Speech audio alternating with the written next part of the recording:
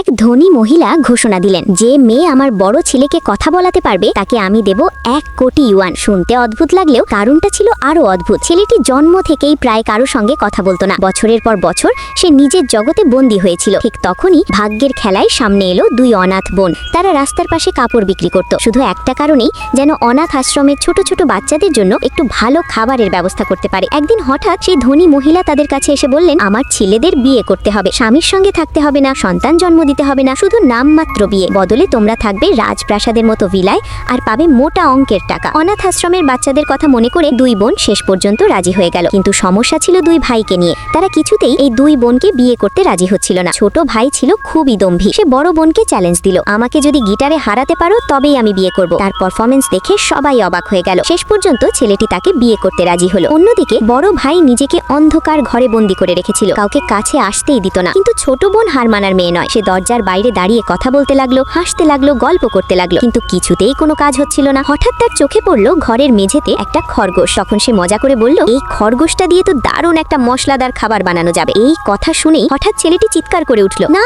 ওকে ছোঁও না। প্রথমে মেয়েটি থমকে গেল, কিন্তু তারপর আনন্দে লাফিয়ে উঠল, তুমি কথা বলেছো, তুমি সত্যিই কথা বলেছো। ঠিক তখনই উপরে দাঁড়িয়ে থাকা মা আনন্দে প্রায় কেঁদে ফেললেন। তার ছেলে অবশেষে এত বছর পর কথা বলেছে।